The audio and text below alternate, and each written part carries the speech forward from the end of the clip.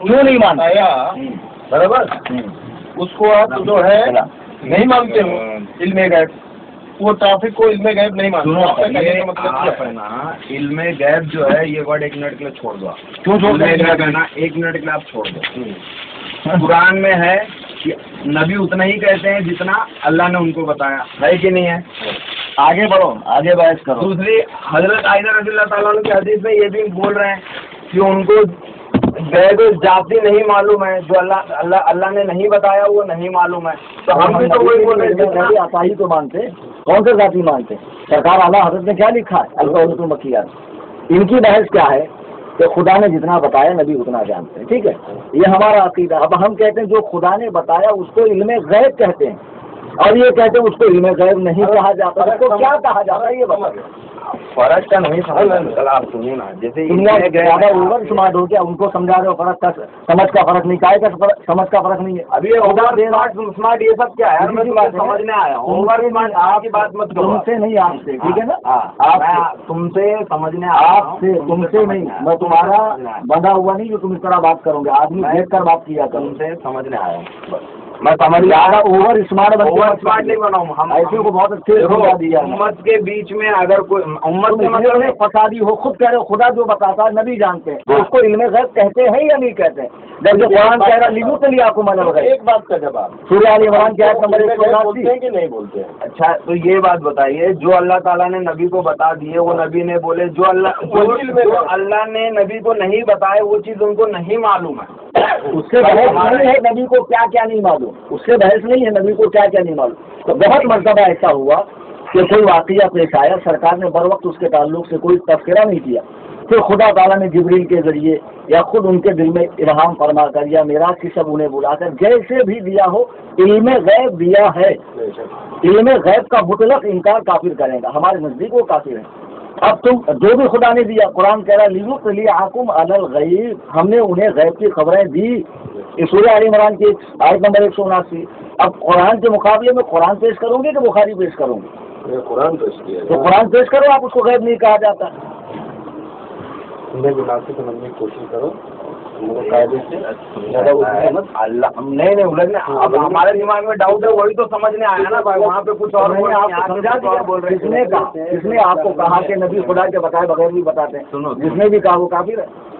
تو یہی تو بات ہو رہی نا جس نے. اچھا یہ پھر یہ بھی تو ایک دم کلیئر کٹ ہے وہاں پہ کہ جس نے یہ کہا کہ نبی کو کل کی بات کی خبر تھی اس نے اللہ پہ جھوٹ کہا. میں کیا کہہ رہا ہوں، اب یہ مسئلہ ہو گیا ہاں کہ رسول اللہ صلی اللہ علیہ وسلم وہی کہتے ہیں جو خدا تعالیٰ چاہتا ہے جتنا خدا نے بتایا. ہاں ایک بات یہ اپنی ٹھیک ہے. اب خدا تعالیٰ نے نبی کو کتنا بتایا ابھی قرآن سے سمجھنا پڑے گا. ٹھیک ہے نا؟ اس میں سے ایک بات نکالیے البول قائم سراج بٹ.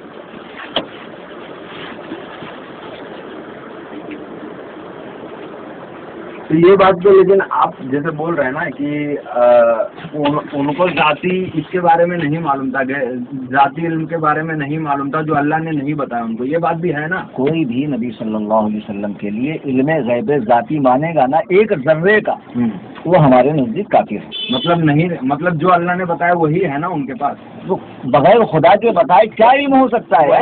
وہی تو یہاں ختم ہو جاتا ہے نا. یہ مسئلہ نہیں شروع ہوتا کہ نبی کل کی بات نہیں جانتے تھے. آپ کیسے کہتے کہ نبی نے خدا نے نبی کو کل تک کی بات نہیں بتائی، جبکہ میں یہ بتا رہا ہوں کہ خدا تعالیٰ نے نبی کو قیامت کے بعد تک کی باتیں بتائی ہے. اب اس کا حوالہ میں آپ کو پیش کر رہا ہوں، آپ کیوں ٹینشن لے رہے ہیں؟ ان عمر قال قام فینا رسول اللہ صلی اللہ علیہ وسلم مقاما. حدیث پڑھ رہا ہوں میں یار، تم حدیث میں ٹوک رہے ہو بیچ میں. قرآن حدیث پڑھتے ٹائم تو یار اچھا نہیں ٹوک رہے ہیں. حضرت عمر کہتے ہیں کہ اللہ کے رسول صلی اللہ علیہ وسلم ایک مرتبہ ممبر پہ جلوہ افروز ہوئے اور آپ نے دنیا کے بننے سے دنیا کے ختم ہونے تک، جنتیوں کے جنت میں جانے تک، دوزخیوں کے دوزخ میں جانے تک تمام چیزیں بتا دی. اب قیامت آنا یہ کل کی بات ہے یا نہیں؟ حضرت سیدہ عائشہ صدیقہ رضی اللہ تعالیٰ نے جب یہ بات فرمائی تو بہت ممکن ہے کہ اس کے بعد خدا تعالیٰ نے تمام چیزوں کا علم عطا فرمایا. تو یہ بات حضرت سیدہ عائشہ نے کب فرمائی؟ بہت سی حدیثیں ایسی ہیں جو منسوخ ہیں، جن کا حکم ختم ہو چکا ہے۔ مسلمانوں نے مکۃ المکرمہ میں اور مدینے میں بھی 17 ماہ تک بیت المقدس کی طرف منہ کر کے نماز ادا کی، یہ بات حدیث میں موجود ہے، صحیح بخاری میں موجود ہے۔ اب قرآن کہتا ہے قد نرى تقلب وجهك في السماء فلنولينك قبلة ترضاها فول وجهك شطر المسجد الحرام۔ اب آپ لوگ اپنا چہرہ مسجد حرام کی طرف کیجیے۔ اب اگر ایسی حدیث ہے جس میں لکھا ہو کہ منہ قبلے بیت المقدس کی طرف کرنا چاہیے، تو وہ اس آیت کے ذریعے منسوخ ہو چکی ہے، اس کا حکم ختم ہو چکا ہے، کیونکہ اس کا ناسخ قرآن کے اندر موجود ہے۔ اب اسی طریقے سے حضرت عائشہ جب یہ کہتی ہیں رسول اللہ صلی اللہ علیہ وسلم مدینے میں آئے، مدینے کے بچیوں نے دب بجایا اور اس میں اس قسم کے شعر پڑے کہ رسول اللہ صلی اللہ علیہ وسلم کل کی بات جانتے ہیں۔ حضور نے فرمایا اس کے سوا کچھ پڑھو۔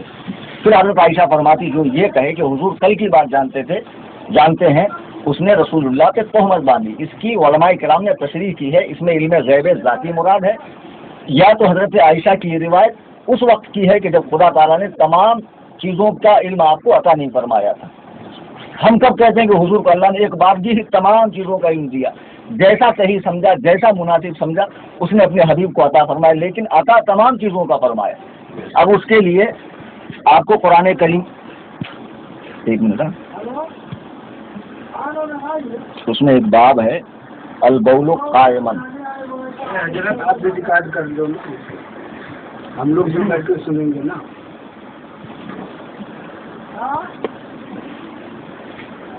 تو ابھی تک تم کیا کر رہے تھے؟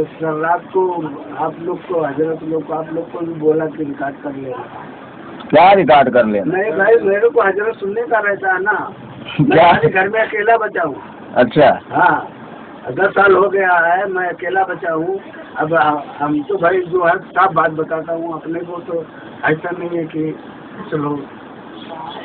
اب دیکھو ایک سورہ نساء کی آیت نمبر 113 وَعَلَّمَكَ مَا لَمْ تَكُنْ تَعْلَمْ، عربی زبان جانتے ہیں؟ ترجمہ پڑھ کے بتائیں نا، اردو ہاں، تو لفظ عربی میں جب ما آتا ہے نا وہ عموم کے لیے آتا ہے، یعنی اس میں تمام تر چیزیں داخل ہوتی ہیں۔ حق تعالیٰ فرماتا ہے سکھا دیا تمہیں جو کچھ تم نہ جانتے تھے، تو اس میں لفظ ما وَعَلَّمَكَ مَا لَمْ تَكُنْ تَعْلَمْ، تو لفظ ما عموم کے لیے آتا، تمام چیزیں آپ کو سکھا دی۔ پھر یہ کہنا کہ حضور صلی اللہ علیہ وسلم کل کی بات نہیں جانتے تھے اور وہ حدیث ہے اور یہ قرآن ہے، حدیث و قرآن میں باہم ٹکراؤ ہو تو کیا کیا جائے؟ جیسے میں نے ایک آیت کریمہ بتا دی، ایک حدیث بتا دی بیت المقدس کی طرف منہ کر کے نماز پڑھنا، اور قرآن کی آیت ہے کہ کعبے کی طرف منہ کر کے نماز پڑھو، تو وہ حکم پہلے کا تھا، یہ حکم بعد کا۔ تو جب قرآن خود کہہ رہا ہے، سورہ نساء کی آیت نمبر ہے کہ اللہ تعالیٰ نے سکھا دیا جو کچھ حضور نہیں جانتے تھے، تو اب اس سے کیا مراد ہے؟ تمام چیزیں اللہ نے سکھا دی۔ اب جو خدا نے سکھایا اس پہ علم غیب ہی کا اطلاق ہوگا، اس لیے کہ وما کان اللہ لیطلعکم علی الغیب، قرآن کی آیت نص قطعی موجود ہے۔ اب بحث یہ ہے کہ تمام چیزوں نمبر بتائیے۔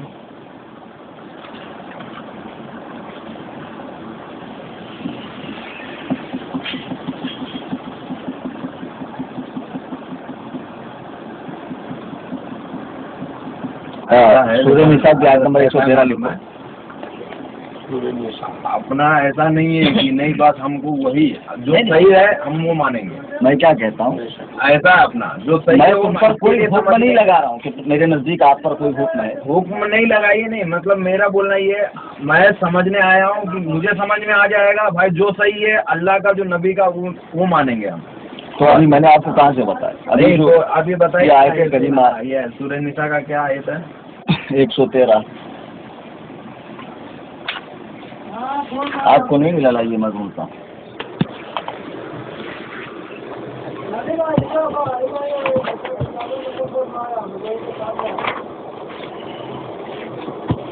یہ دوسری جلد لے آیا کیا؟ جلد ثانی لایا، اس کو جلد اول لانا چاہیے، اس لیے اس میں کتاب المغازی سے اسٹارٹ ہے، کتاب الطہارہ کتاب الوحی سے جو اسٹارٹ ہوتی ہے، تو اس میں مجھے وہ حدیث دکھانی تھی کہ حدیث میں تو یہ بھی کہ رسول اللہ صلی اللہ علیہ وسلم نے کھڑے ہو کر استنجا فرمایا۔ اب یہ حدیث تو ہے لیکن عمل نہیں کیا جائے۔ اب مثلا حدیث یہ بھی کہ سرکار نے وضو کے بعد اپنی ازواج مطہرات کے بوسے لیے، جنابت کی حالت میں سرکار سو گئے، غسل نہیں فرمایا آپ نے، یہ ساری چیزیں حدیثیں ہیں لیکن عمل کے لائق نہیں۔ ہم اسی حدیث پہ عمل کریں گے جو سنت کے مطابق ہوں۔ اب حضرت عائشہ کی ایک حدیث جس سے علم غیب کا مطلق انکار ہو رہا ہے، قرآن کریم کی وہ 14 آیتیں جس سے علم غیب ثابت ہو رہا ہے. علم غیب قرآن کی کوئی آیت سے نہیں ثابت ہو ابھی جو میں نے پڑھا وہ کیا ہے؟ وما کان اللہ لیطلعکم پڑھا وہ کیا ہے؟ میں دیکھ رہا ہوں. تو تمہارے وہ موبائل میں دیکھ لینے سے وہ حجت ہو جائے گا کیا؟ یہاں تفاسیر موجود ہے، احادیث موجود ہے، قرآن کریم موجود ہے، اور تم موبائل کی تقلید کر رہے ہو. موبائل کی تقلید ہی تو ہو گئی. تقلید میں قرآن ہے اس کے اندر. اچھا آپ کو قرآن کا ترجمہ آتا ہے؟ ہاں ترجمہ آتا آپ کو ایک لفظ کا کہ عربی میں لفظ صیغہ ہے، اسم ہے، فعل ہے، حرف ہے، ماضی ہے، مطلق ہے، کیا ہے؟ آپ کو عربی زبان نہیں ہے. ابھی یہ میرے کو کیا آتا ہے وہ چھوڑ. ارے آپ تقلید کر رہے ہیں اندھی یار، اندھی تقلید کر رہے ہیں. ہاں اس میں جو لکھا ہے وہ صحیح ہے، اس کی کیا گارنٹی؟ گھمانا کیا ہے؟ تم کوئی محقق آدمی ہو، تمہیں عربی زبان تک نہیں آتی اور اس کے لکھے ہوئے پر تم کو اعتماد. یہ تقلید نہیں تو اور کیا ہے؟ تقلید کی تعریف کیا ہے؟ بغیر دلیل پوچھے کسی کا قول مان لینا، یہی تعریف تم غیر مقلد کرتے ہو جب ہم اماموں کی بات مانتے ہیں. ارے بھائی موبائل میں جو لکھا ہے وہ 100% صحیح، اس کی کیا تحقیق ہے آپ کے پاس؟ آپ کو عربی زبان آتی نہیں.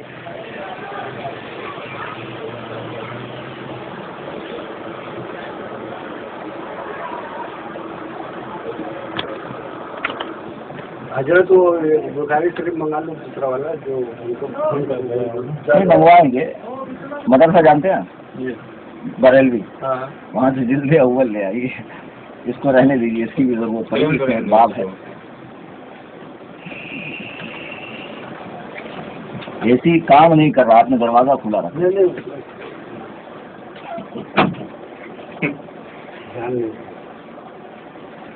یا غوث اعظم دستگیر باذن اللہ تعالی، یا رضا حق رضا.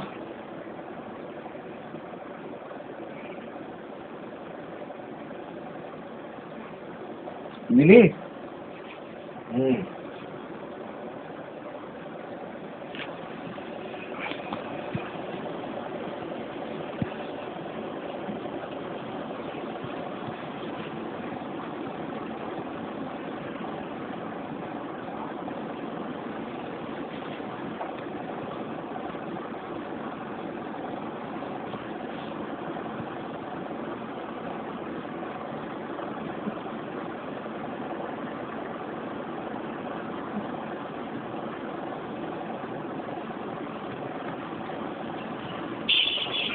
اسلام کہاں پر ہیں؟ اچھا کب آؤ گے؟ نہیں ہوا کچھ نہیں، کیا ہوگا.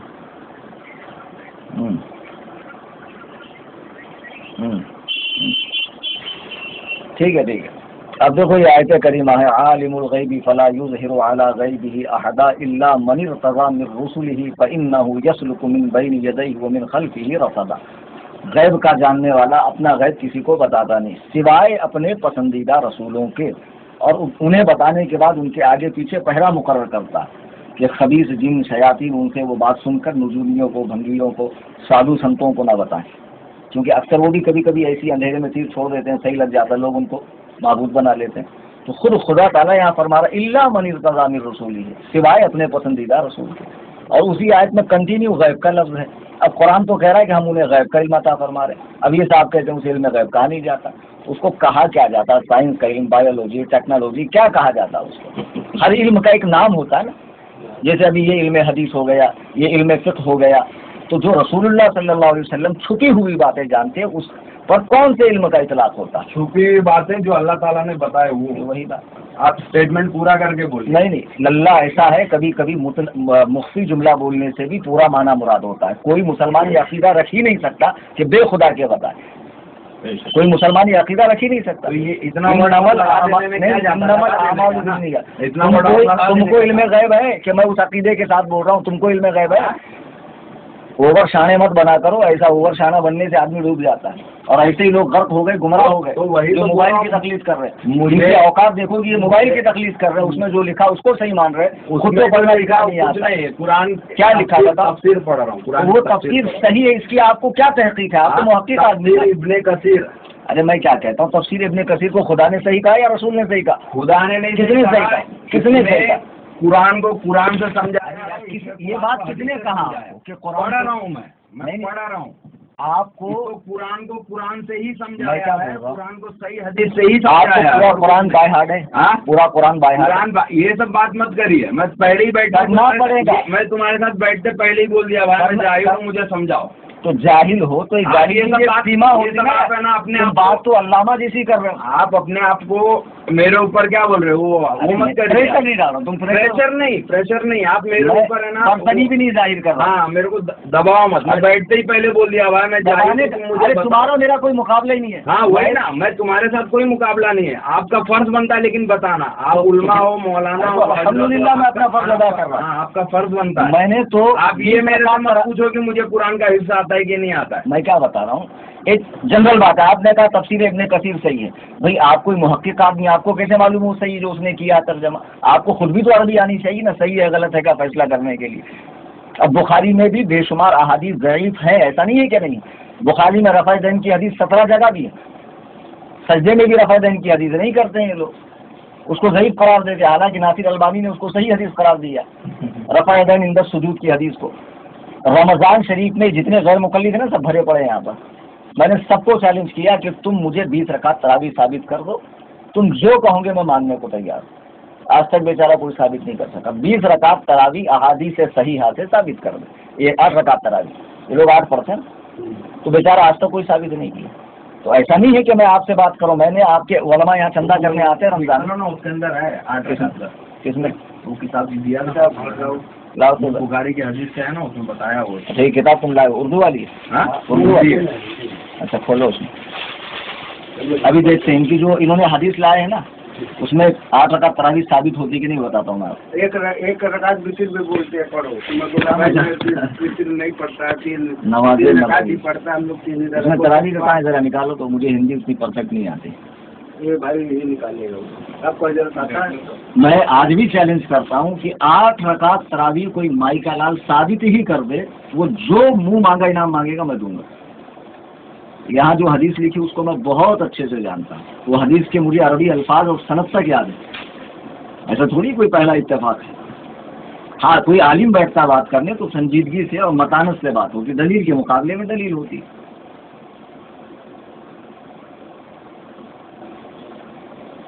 ایک رکعت حضرت بطر ہے کیا؟ نہیں نہیں بولتا ہے یہ جو اثر کا نماز جو ہے بطر تو 1 رکعت بول رہا ہے۔ ابھی میں بتاتا ہوں، تو یہی حدیث سے ابھی پتہ چل جائے گا تراویح وتر 1 رکعت ہے یا 3 رکعت ہے۔ اس میں جو حدیث انہوں نے تراویح کے لیے پیش کی نا حضرت سیدہ عائشہ صدیقہ والی، اسی سے پتہ چل جائے گا۔ اس میں بطر کا بھی لے کے کیا کیا ٹاپک میں بولا بھائی بات کر لینا، کیا کیا ٹاپک پہ بات کرنا ہے۔ تو اچھا عصر کی نماز جو بولتے ہیں کہ 4 بجے سے کے بعد میں پڑھے گا، ابھی وہ سارے ٹاپک ہو جائے گا، یہ بھی حدیث ہے کیا؟ پیش کرو حدیث ہے نہیں وہ تو جو آمین آہستہ کہے گا وہ یہودی ہو جائے گا، جو اثر 4 بجے کے بعد پڑھے گا منافق ہو جائے گا، منافق بولا جو آمین آہستہ کہے گا، حدیث دیا ہوا ہے، جو آمین آہستہ۔ مرضی سے نہیں بولا ہے، حدیث دیا ہوا۔ اب یہ ان کے علماء خود ہی کہتے ہیں کہ قرآن حدیث کافی ہے، قرآن حدیث پہ چلو، پھر یہ کتابیں کیوں لکھتے ہیں جب قرآن حدیث ہی کافی ہے؟ ہر قرآن حدیث ہی ہے، تو میں کیا کہتا ہوں ہمارے علماء کتابوں میں آپ کیا ریفرنس لے لو، بخاری میں کھول دو، اس سے ریفرنس لے لو، مسلم کھولو میں آپ۔ ایک جنرل نقطہ کی بات کر رہا ہوں کہ ڈائریکٹ پبلک کو چاہیے قرآن حدیث پڑھے، اس کو پڑھنے کی ضرورت ہی کیا ہے؟ نہیں، قرآن تو حدیث کافی ہے، وہ نچوڑ ہے اس کے اندر، آپ خالی نمبر لے لو، بخاری کھولو، نمبر لے لو، مسلم کھولو آپ۔ میرے بھائی ابھی جب تراویح والی حدیث کھولوں گا تو نچوڑ سمجھ میں آئے گا۔ ہاں کھولو نا، دیکھیں گے۔ ملا بھائی کہیں؟ قیام لیل جو ہے نا یہی ہے، قیام لیل 321۔ اس کے لیے میں کتاب میں بولا بھائی لے چل، میرے کو تھوڑا ذرا رہے گا۔ اچھا یہ اوشیہ پڑھا کرو۔ ابن خزیمہ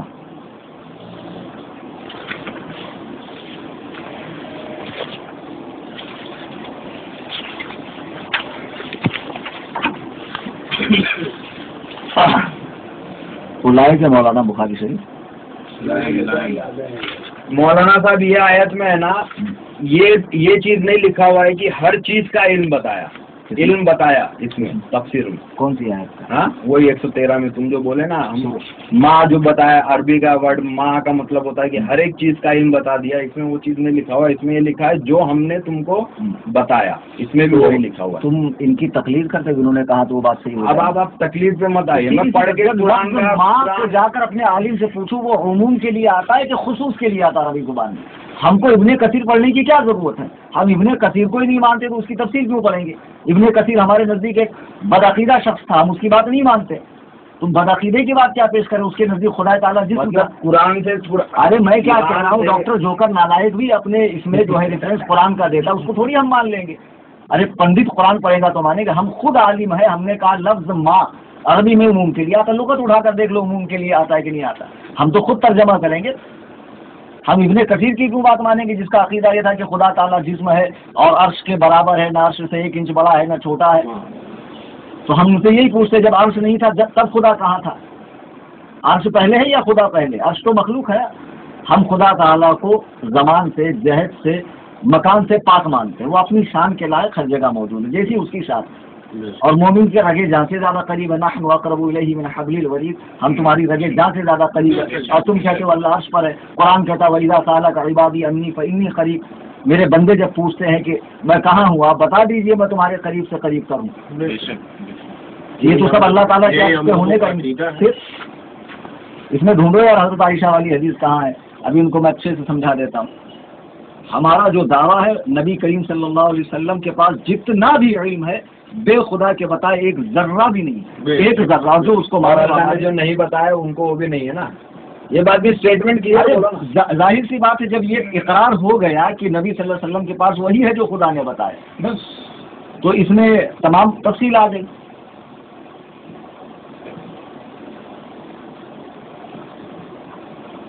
لیکن اب یہ خاص دعویٰ کرنا کہ نبی کل کی بات نہیں جانتے تھے، فلاں چیز نہیں جانتے تھے، گھڑی بنانا نہیں جانتے تھے، اے سی ریپیئر کرنا نہیں جانتے تھے، تو اس کے لیے آپ کو خاص دلیل آپ کو بھی دینی پڑے گی. قل ہاتوا برہانکم ان کنتم صادقین. دلیل وہ لائیں جو انکار کرتے ہیں. یہ قرآن کا اصول ہے.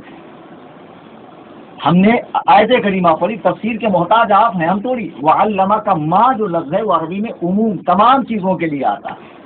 حضرت آدم کے لیے وعلمک آدم الاسماء ہے. اللہ نے تم پر کتاب اور حکمت اتاری ہے اور اس نے تمہیں وہ کچھ سکھایا ہے جو تم جانتے نہ تھے. اب یہ جو ترجمہ نہیں ہے، یہ جو ترجمہ ہے یہ تو ہم بھی بول رہے ہیں یہ ترجمہ غلط ہے. لغت کے حساب سے غلط ہے، یہ گرامر کے حساب سے غلط ہے. گرامر کی روشنی میں اس کو چیلنج کرتا ہوں. ترجمہ میں نے پڑھ کے سنا دیا نا. میں نے اپنا ترجمہ امام احمد رضا خان فاضل بریلوی رضی اللہ تعالی عنہ کا جو بالکل قرآن کریم کے مطابق و موافق ہے آپ کو پڑھ کر سنا دیا. جب تک مجھے میں سنا رہا ہوں اس میں سے تراوی والی حدیث نکال. ابھی اس تراوی والے ٹاپک پہ کیوں جا رہے ہو آپ؟ نہیں اس پہ بھی جانا پڑے گا. ابھی یہ تو کلیئر ہو گیا ہمارے نزدیک. تمہارے نزدیک بھی کلیئر ہو گیا، میرے بھی نزدیک کلیئر ہو گیا. ہم کو جو جو اللہ تعالیٰ نے نبی کو بتایا وہی نبی جانتے تھے اور جو نہیں بتایا وہ ان کو نہیں معلوم تھا. ٹھیک ہے نا. خود بولے علم میں کیا تو بار بار بولا میں. ہاں تو نہیں جانتے تھے بس. اچھا جو خدا نے بتایا وہ جانتے تھے نا، تو اس کو علم غیب کہتے ہیں یا نہیں کہتے ہیں؟ آپ کے نزدیک کیا کہتے ہیں اس چیز کو؟ علم غیب کا. لیکن جو آپ بات کر رہے ہو نا ابھی اور جو آپ لوگ کا عقیدہ ہے، عقیدہ یہ نبی سب جانتے ہیں. نبی سب جانتے ہیں اسٹارٹنگ سے لے کے لاسٹ تک. دنیا قائم ہونے سے ہاں تو یہ عقیدہ الگ ہے اور جو بات ہو رہی ہے وہ الگ ہو رہی ہے. ہاں الگ ہو رہی ہے. چلو نبی صلی اللہ علیہ وسلم تھوڑی ہی باتیں جانتے تھے نا آپ کے نزدیک. جتنا اللہ نے بتایا وہ ایک قدم اگر چلاتے تھے تو بنا اللہ کے جاتے. ٹھیک ہے نا. تو نبی صلی اللہ علیہ وسلم جو کچھ جانتے تھے قبر کے بارے میں، ملائکہ کے بارے میں، جنت و دوزخ کے بارے میں، قیامت کے جو نبی صلی اللہ علیہ وسلم نے بتایا قیامت میں یہ ہوگا وہ ہوگا، یہ چیزیں غیب ہے یا نہیں؟ سوچ سمجھ کے بتا. اس پر علم غیب کا اطلاق ہوتا ہے یعنی اس علم کو کیا بولتے ہیں؟ میں کیا بولا حضرت آپ یار ایک دم کھلی بات کروں. وہ غیب ہے، وہ غیب ہے. آپ جو بولے نا ابھی غیب ہے میں مانا، لیکن عقیدہ آپ لوگ کا جو ہے وہ اور جو آپ بات کر رہے ہو دونوں الگ ہے. ہمارا عقیدہ بھی ثابت ہو جائے گا. ایک دم کافی مساوی لے آئے تکلیف کر کے ایک دم اپوزٹ جا رہا ہے. اسٹارٹنگ سے لاسٹ تک کا علم ان کو دکھاتا ہوں حدیث میں. بخاری مسلم میں مشکات لے آئے. ہاں اس میں بھی وہی لکھا ہے جتنا ہم نے تم کو بتایا اتنا ہی ہے. بات ہم لوگ اصول سے کرتے ہیں نا, بات اصول سے کرتے ہیں. جو آیت بتایا نا تم نے اس میں بھی وہی بات آ رہی, سب نہیں ہے کہ سب علم بتایا. میں نے شروع میں کیا بولا معلوم بیٹھنے کے بعد, نبی کے نہ جانتے تھے. سنیے, میں نے شروع میں کیا بولا, نبی کے علم کو ماننے کے 3 اسٹیپ ہیں ہمارے نزدیک. ہمارے نزدیک جو نبی صلی اللہ علیہ وسلم کو ابتداء آفرینش یعنی دنیا بننے سے دنیا کے ختم ہونے تک کا جو علم نہیں مانتا ہے, وہ صرف جاہل ہے, کافر نہیں ہے, گمراہ نہیں ہے. سمجھے نا. پھر دوسرا, دنیا بننے سے قیامت تک کا علم جو نہیں مانتا ہے نا, وہ ہمارے نزدیک گمراہ ہے, کیونکہ وہ احادیث مشہورہ سے ثابت ہے, جیسا کہ ابھی میں نے مشکات منگایا اس میں دکھاؤں گا حضرت عمر کی روایت.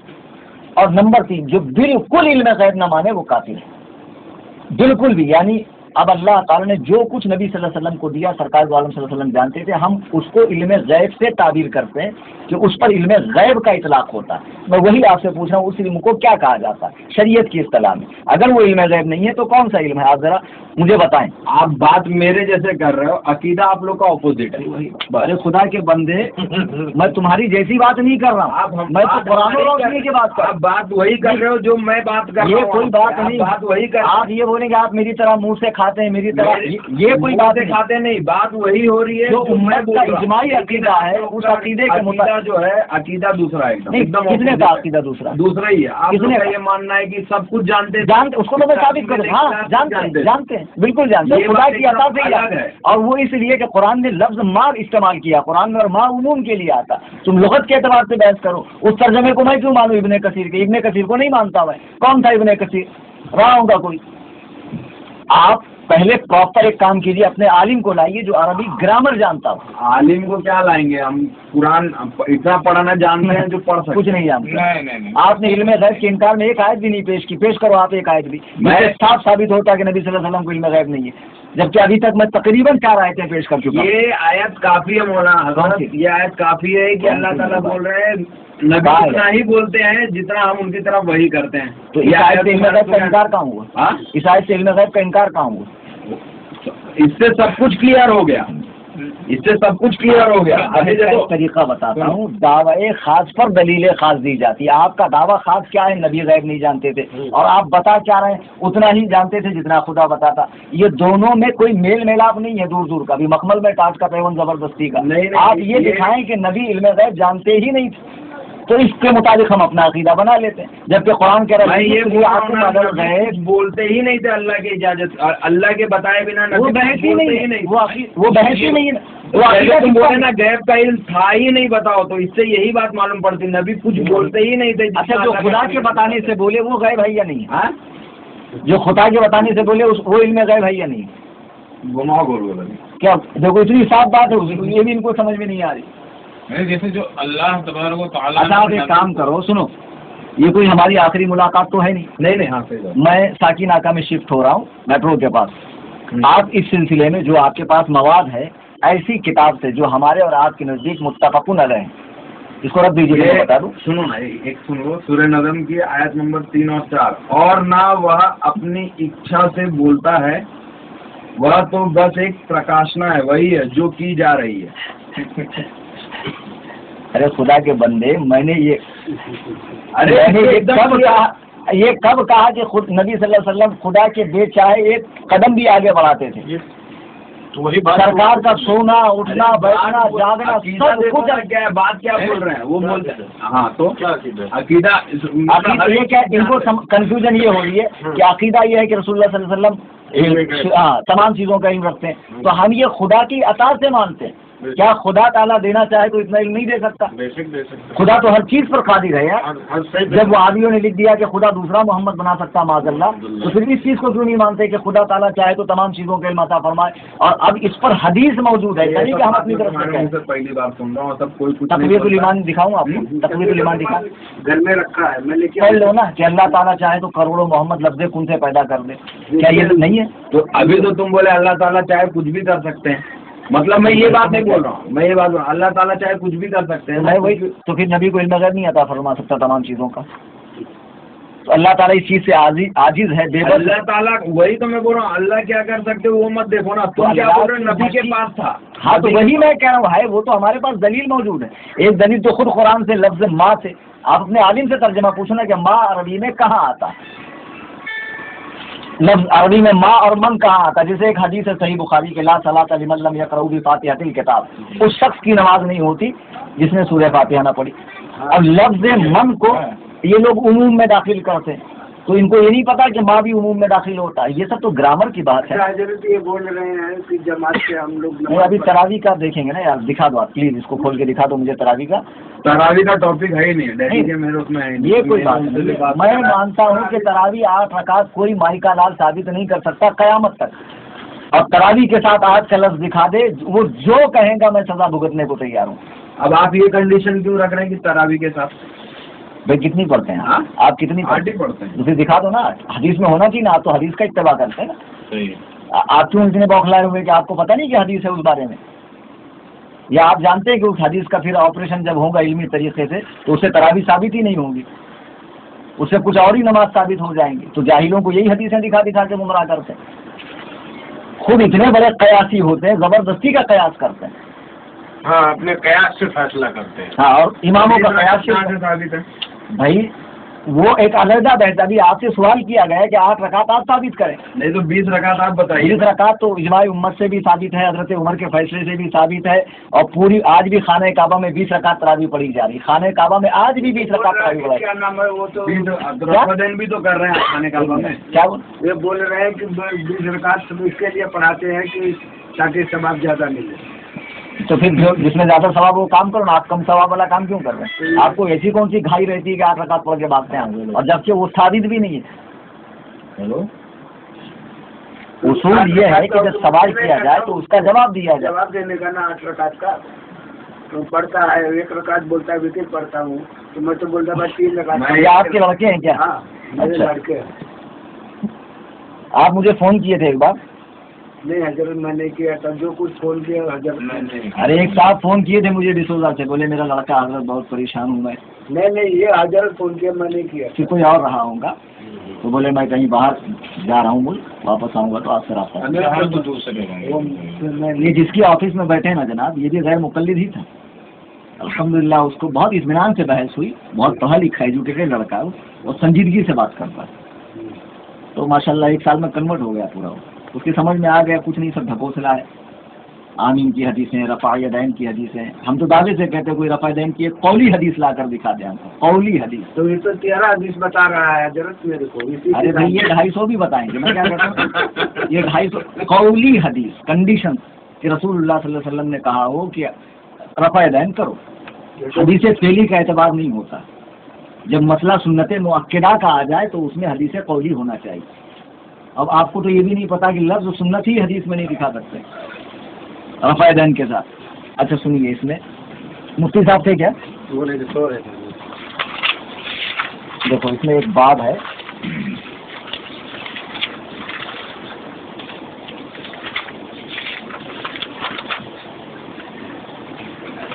آپ یہ صفحہ دیکھیے، کون سا بات ہے؟ نہیں آ رہا۔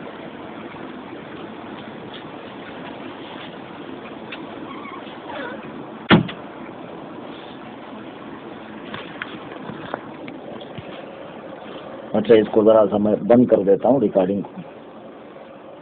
جو عقیدہ میں نے آپ کو بتایا کہ رسول اللہ صلی اللہ علیہ وسلم دنیا بننے سے پہلے دنیا کے ختم ہونے تک سب جانتے ہیں، وہ عقیدہ گھر میں نہیں گڑا، وہ حدیث پاک کے مطابق ہے۔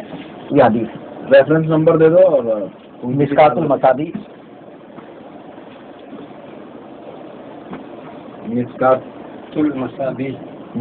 المصابیح، مشکات شریف یعنی شارٹ کٹ میں، اس کا باب میں بتا رہا ہوں آپ کو۔ یہ عربی والی میں حدیث نمبر نہیں آتا، عربی والی میں حدیث number, line number, chapter number, وہ سب جنرل پیپل کے لیے پڑھنے کے لیے آسانی ہوتی ہے۔ یہ علماء مدرسے میں پڑھائی جاتی ہے کتاب، یہ کورسز میں داخل ہوتی ہے ہماری، یہ اوریجنل کتاب ہے یہ، سمجھے؟ مطلب اس کا یہ میں باب بتا رہا ہوں نا آپ کو، اس باب کے اندر یہ حدیث میں باب کے اندر آپ کو مل جائے گا جو بات بتائیں گے۔ وہ سمجھ گیا میں بابا۔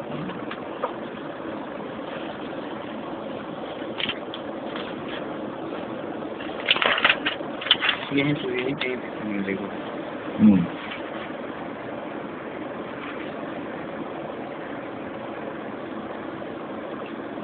505 सफे का देखो, इसमें सफा 505।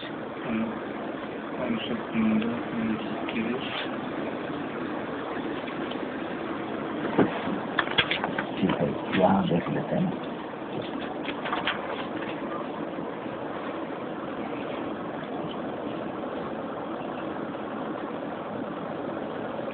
इसका बाब है बाब बदइल खल्क, समझे, यानी मखलूक के पैदा होने का बयान। उसको लिखो ना, और अम्बिया उसका बाब आप लिख लो, उर्दू में मैं बताता हूँ। मखलूक के पैदा होने का बयान और अम्बिया का जिक्र। मखलूक के पैदा होने का बयान और अम्बिया का जिक्र।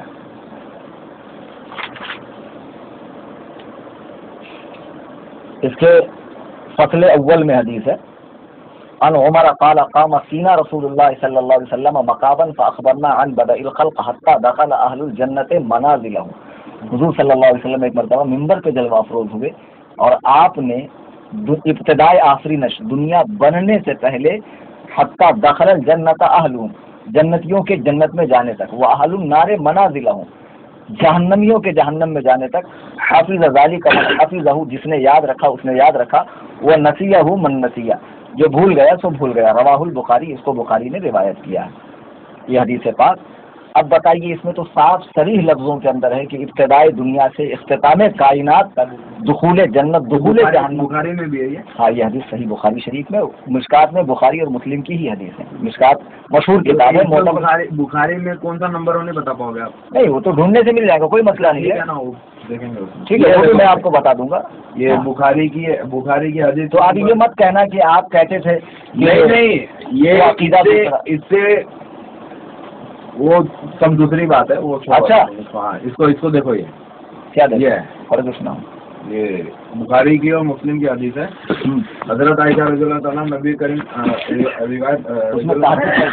सल्लल्लाहु अलैहि वसल्लम की रात की नमाज का आम मामूल बयान फरमाती है। वो हदीस मैं निकाल रहा हूँ, निकालो। रमजान का महीना होता या गैर रमजान, आप सल्लल्लाहु अलैहि वसल्लम बैठो 11 रकात से अधिक नहीं पढ़ते थे। पहले आप 4 रकात पढ़ते और उनकी बेहतरीन और लंबाई ना पूछो, फिर आप 4 रकात पढ़ते और इनकी बेहतरी और लंबाई ना पूछो, फिर आप 3 रकात वित्र पढ़ते, 3 रकात पढ़ते। तो अब ये तो 1 रकात पढ़ते हैं वित्र। 1 रकात कंपल्सन नहीं है, हंसो मत, मैं बता रहा हूँ, कंपल्सन नहीं है। यहाँ पे क्या है, इधर देखो, अभी वही हदीस पे बहस करेंगे। नबी करीम सल्लल्लाहु अलैहि वसल्लम ने फरमाया वित्र की नमाज रात के आखिर में 1 रकात है। हंसने की कोई पाबंदी है क्या? नहीं, तुम्हारा घर खरीद हुआ ये मुस्लिम अच्छे सेठियों को खातिर में लाता तो मुस्लिम की हदीस है 752 नंबर। नबी करीम सल्लल्लाहु अलैहि वसल्लम ने फरमाया वित्र की नमाज रात के आखिर में 1 रकात है।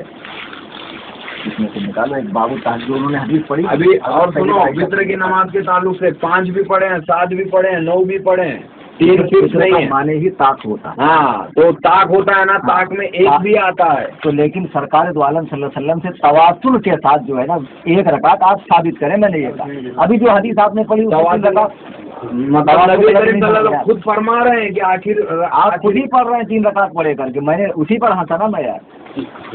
भाई हंसना भी कोई मना थोड़ी बात है, आपने जो हदीस पढ़ी उस पर मैं हंसा। 5 भी पढ़े हैं, 7 भी पढ़े हैं। अभी देखो यहाँ पे 5 रकात के ताल्लुक से नबी करीम सल्लल्लाहु अलैहि वसल्लम रात को 13 रकात पढ़ते और उनमें 5 रकात वित्र पढ़ते थे और इन 5 वित्रों में किसी रकात में तासुद के लिए ना बैठते मगर आखिर में। इसमें अब तैयातों के लिए भी बैठते हो आप लोग 2 रकात के बाद में, नबी करीम कभी नहीं बैठते थे, डायरेक्ट आखिरी रकात में बैठते थे। इसमें तहज्जुद का बात नहीं है। और वो जो है वो मार्क किया था यार, मुफ्ती साहब ने किताबें चेंज कर दी।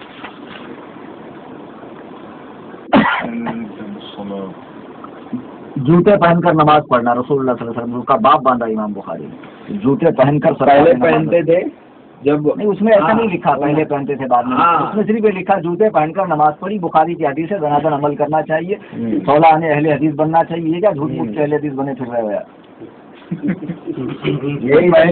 पहले बाद में तुम तो कयास कर रहे हो यार, उसमें है ही नहीं पहले का लफ्ज। दिखाऊं आपको मैं, पहले का लफ्ज ही नहीं उसमें।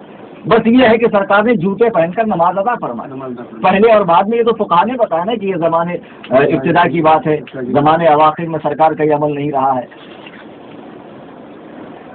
اس میں باب تہجد کا باقاعدہ باب ہے. نہیں وہاں نہیں آئے گا وضو میں, یہاں ڈھونڈو, یہ باریک بھی لکھا ہے نا. یہ جو حدیث انہوں نے پڑھی نا حضرت عائشہ کی, اس پہ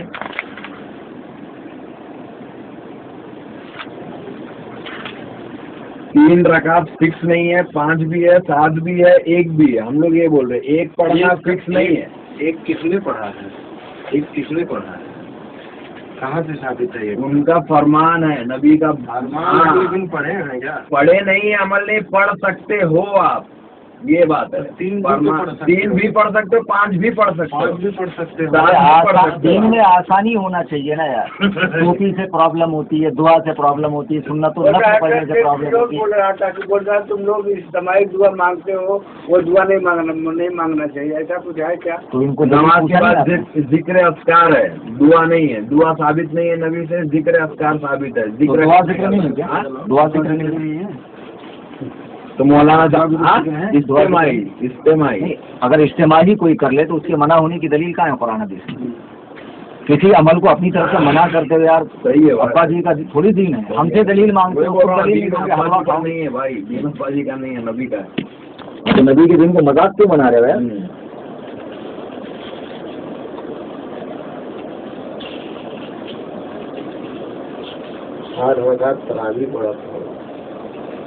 تراویح 8 رکعت ہی نہیں. حضرت ابو ایوب رضی اللہ تعالیٰ روایت کرتے کہ نبی کریم صلی اللہ علیہ وسلم نے فرمایا, وطر ہر مسلمان پر حق ہے.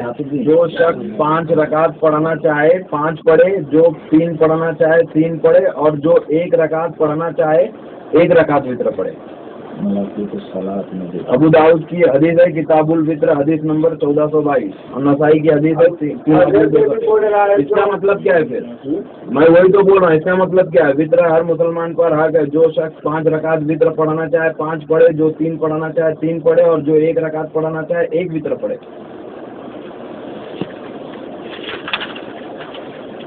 نہیں ہوگا آپ تم لوگ تو ہنسو گے. ابھی انہوں نے جو حدیث پڑھی وہ کھولو آپ تو نہیں. ارے یار یہ کوئی بات ہے تم سے ہنسیں گے یار. نہیں, ایک بات بتا رہا ہوں, وہی نا وہی میں بول رہا ہوں, ہنسنے کی بات نہیں ہے. میں نے ہنسنا منع ہے شریعت میں, کہیں شریعت میں کہیں ہنسنا منع نہیں ہے, لیکن تمہارے سامنے ایک حدیث پیش کی جائے تو تم اس حدیث کو میں سمجھاؤں گا تو ہاں سمجھائے گا نا. دیکھو یہ بخاری شریف کا کتاب التہجد, وہ حدیث لاؤ نا جو آپ نے پڑھے تھے ہندی میں, حضرت عائشہ والی, جو آپ کی سب سے مضبوط ترین دلیل ہے 8 رکعت تراویح کے سلسلے میں. 154 ہے یہ, انہوں نے دیکھو بخاری شریف بلی میرے پاس جو تھی اس کے اندر 212 پہ کہیں.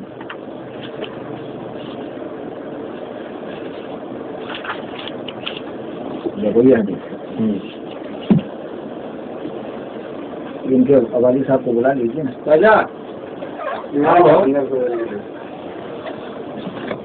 یہ جو انہوں نے 8 رکعت تراویح پر حدیث پیش کی نا, اس کا ایک باب ہے, باب قیام النبی صلی اللہ علیہ وسلم. امام بخاری رحمہ اللہ نے اس نماز کو جو 8 رکعت والی نا تہجد کے باب میں لکھا ہے. تو اس کا مطلب یہ ہے کہ تراویح کی نماز نہیں بلکہ تہجد کی نماز ہے.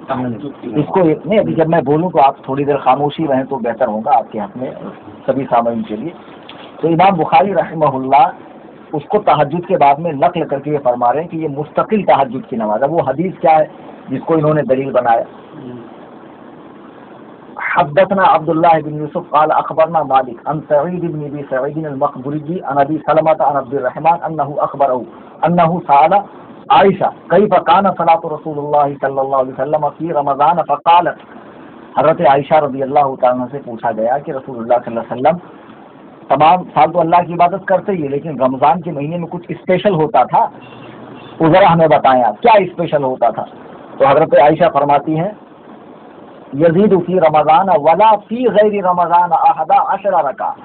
رسول اللہ صلی اللہ علیہ وسلم رمضان اور غیر رمضان میں, یعنی رمضان کے 1 مہینہ اور 11 مہینے میں کبھی بھی 11 رکعت سے زیادہ نہیں پڑھتے تھے. اب ذرا مجھے یہ بتائیں کہ تراویح رمضان کے بعد بھی پڑھی جاتی ہے؟ یہ حدیث جس پر انہوں نے تراویح سے استدلال کیا یہ صرف قیاس اور قیاس کا کھیل ہے. یہ صراحت کے ساتھ یہاں ایک تو امام بخاری کا اس کو تہجد میں نقل کرنا، اور سیدہ عائشہ خود فرماتی ہیں رسول اللہ صلی اللہ علیہ وسلم رمضان اور غیر رمضان میں 11 رکعت سے زیادہ نہیں پڑھتے تھے. مسئلہ یہ ہے کہ جس کو تہجد پڑھنے کا یقین ہونا کہ میں تہجد میں اٹھوں گا وہ 3 رکعت وتر کو تہجد سے ملا دے، یہ افضل ہے، اس کے لیے بہتر ہے، زیادہ ثواب ہے. پھر فرماتی فلا تک حسنہن وطولہن ثم یصلی اربعا، سمجھنے والی بات. پھر فرماتی یہ نہ پوچھو کہ وہ کتنی حسین و جمیل خوبصورت اور لمبی ہوتی تھی، یعنی خدا کی یاد میں کتنا غرق ہو کے نبی پڑھتے تھے. اور یصلی اربعا 4 رکعت پہ سلام پھیرتے تھے سرکار. تراویح میں تو آپ 2 رکعت پہ سلام پھیرتے ہیں. اس کا بھی ہے، اس میں دیا ہوا ہے، پہلے تم پڑھ لو پھر بتاؤ. حضرت عائشہ صدیقہ کا فرماتی یصلی اربعا فلا تسأل حسنہن وطولہن ثم یصلی ثلاثا قال عائشہ، پھر آپ 3 رکعت وتر پڑھا کرتے تھے. اب لفظ تراویح کے ساتھ 8 دکھاؤ، یہ میرا دعوی خاص ہے. آپ تراویح 8 رکعت پڑھتے ہیں. حضرت عائشہ فرماتی کہ سرکار رات کے آخری حصے میں رمضان اور غیر رمضان میں 11 رکعت پڑھتے، 8 تہجد کی 3 رکعت. تراویح نماز کون سی نماز کو بولتے ہیں؟ وہ آپ بتائیے نا، وہ آپ بتائیے. اس میں تو بہت ہمارے لیے تو اس میں تو بہت برے ہمارے لیے قیام اللیل نماز کو ہی تراویح بولتے ہیں. نہیں، یہ تو زیادہ تھی. تو کہاں ثابت ہوا کہ تو سرکار تو غیر رمضان میں بھی پڑھتے، آپ کیوں نہیں پڑھتے تراویح غیر رمضان میں؟ اسی حدیث سے غیر رمضان میں بھی پڑھنا ثابت ہوا کیا؟